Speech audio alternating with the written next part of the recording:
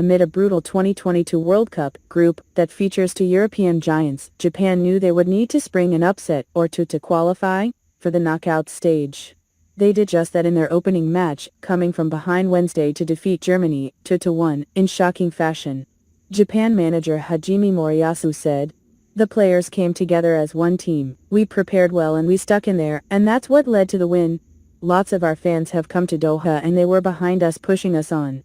I want us to keep a level head after this and look at what we could have done better and look to win the next match." Gundogan told Germany's ARD TV network "We made it too easy for Japan. I don't know if an easier goal has ever been scored at a World Cup. This must not happen to us." Thomas Müller told Germany's Magenta TV, "It was ludicrous that we are now standing here with a defeat." Germany took a lead in the first half on an Ilkay Gundogan penalty, but failed to capitalize on numerous chances to extend the lead. That allowed Japan a way back into the game as they began to find more joy on the ball in the second half. Goals from Ritsudon and Takuma Asano, both on as substitutes, turned the game on its head and left Germany once again feeling World Cup heartbreak. And here are 3 reasons Japan beat Germany at World Cup 2022. The first.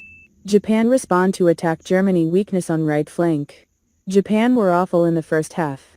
They accumulated just 42 passes in the first 40 minutes and barely had a sniff of the ball, while Germany amassed more than 300 passes to that point.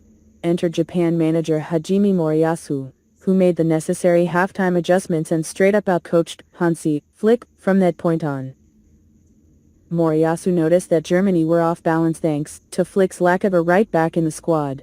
He instead deployed 6'6" natural center back Nicolas Süle on the right, and it resulted in a very left-sided formation.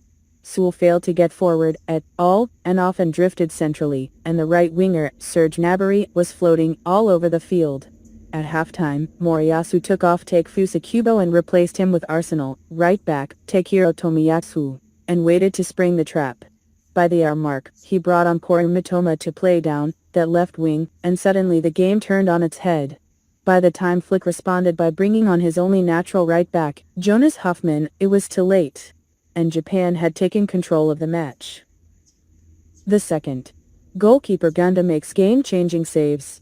The moment that changed the game was in the 70th minute as Germany looked to grab a second goal. Japan goalkeeper Shuichi Gunda, to that point, had struggled with his decision-making, conceding the first half penalty that put Germany in front and often looking shaky coming off his line. Then, he stood tall when it mattered most. Shuichi made a stunning quadruple save that saw Japan immediately grab the momentum. The moment turned the game around immediately. Moments later, Junya Ito forced a big save from Manuel Neuer, and Japan equalized 2 minutes after. By the 83rd minute, it had all come crashing down for the European favorites. The third. Japan finishing world-class, Germany fail in front of net. Given all of the above, the difference in this match was finishing. Germany had countless chances to go to goals up and they failed in front of net. Jamal Musiala, Germany's 19-year-old wonderkid, was brilliant on the ball, but his 45th minute chance, created, all on his own, fizzled just high over the crossbar. Serge Gnabry put a great chance wide in first half stoppage time. The quadruple save from Shuichi mentioned earlier was their best opportunity. In front of net, they were spectacular. Ritsudon's equalizer was tough to miss after Neuer's initial save had left him sprawled on the ground, but he still had to take it calmly under a heavy challenge. Takuma Asano's winner, however, was a sparkling piece of brilliance that saw him produce an outrageous first touch to bring down a long ball. Then he beat Nico Schlotterbeck to the near post and roofed his shot past Neuer, who probably should do better with such a tight window. It's a thing of beauty, a moment that Germany just could not muster. Germany's World Cup future is now once again on the line, with games to come in Group E against Spain and Costa Rica.